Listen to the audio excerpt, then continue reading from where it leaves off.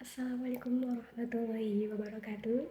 Perkenalkan, nama saya Melin Aistin dari KPIA akan menganalisis sebuah jurnal untuk memenuhi tugas ujian akhir semester mata kuliah studi Al-Quran dosen pengampu Bapak Ibnu Hajar.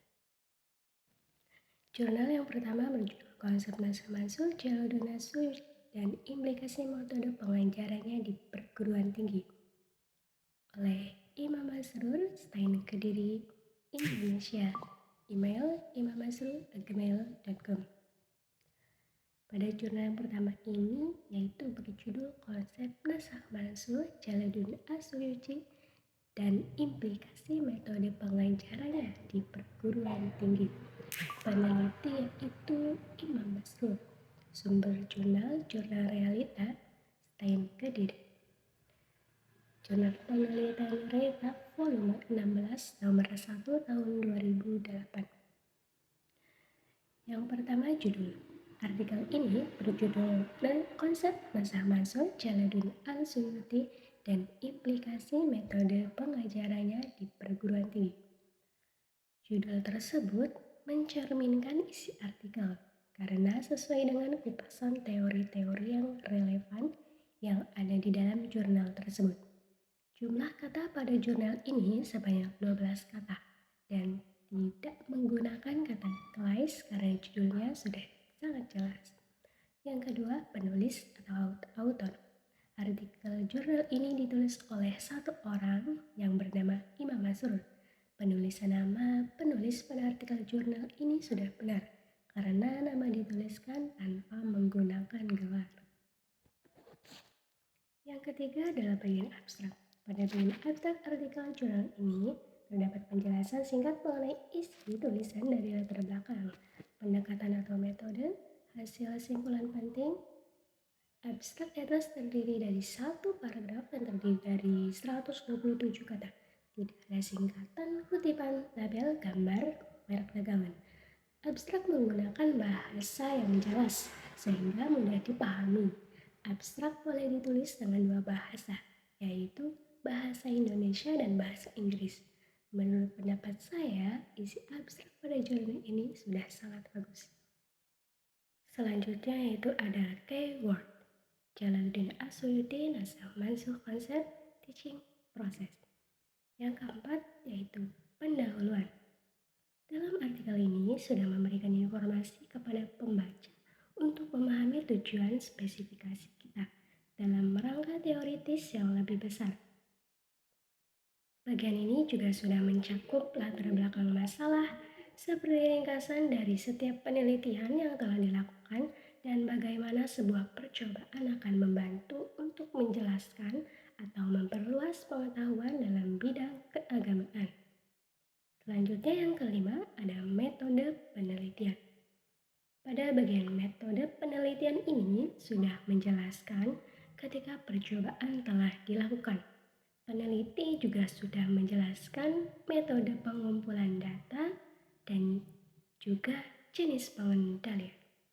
Aturan umum yang perlu diingat adalah bagian ini harus memaparkan secara rinci dan jelas sehingga pembaca memiliki pengetahuan dan teknik dasar agar bisa dipublikasikan. Oke, dilanjut analisis artikel yang kedua. Kontroversi Nasakh Mansukh dalam Al-Quran oleh Qasim Nur Seha Julhadi, Institut Studi Islam Darussalam atau ISID, Gontor, Ponorogo. Email qasim.yahoo.com.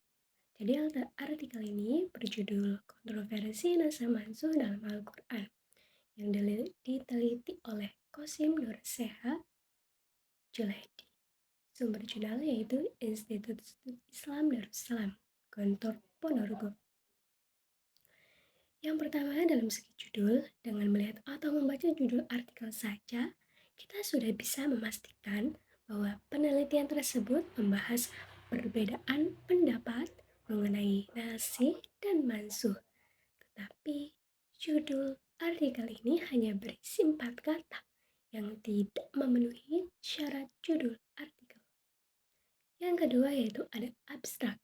Kandungan isi abstrak dalam artikel artikel ini sudah bagus karena memenuhi kaidah penulisan, yaitu abstrak dijadikan satu paragraf 161 kata dalam artikel ini. Tapi seharusnya untuk abstrak yang menggunakan bahasa Inggris, font dicetak dengan font italic. Bukti abstraknya bisa kalian lihat di layar yang sudah terpapar.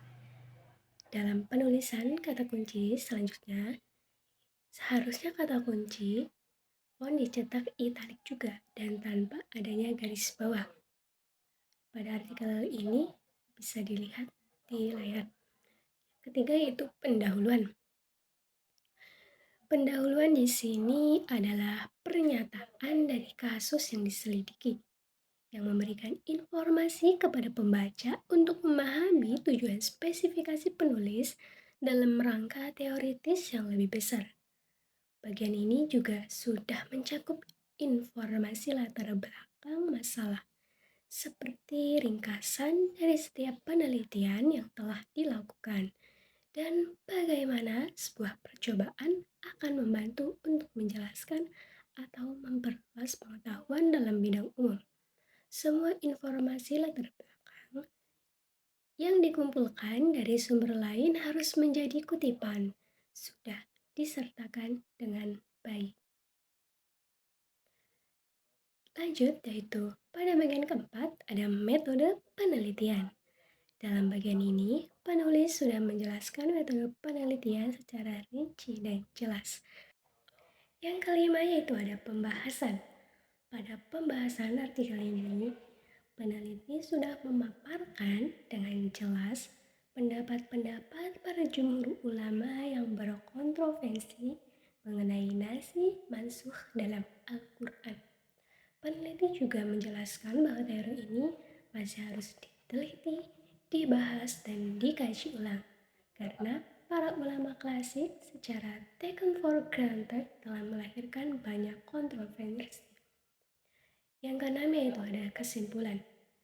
Berdasarkan kesimpulan yang sudah dijelaskan oleh penulis, kesimpulan pada artikel yang dianalisis ini sudah sesuai dengan pembahasan keseluruhan artikel. Berarti sudah benar dalam penulisannya. Dan yang terakhir yaitu ada daftar pustaka.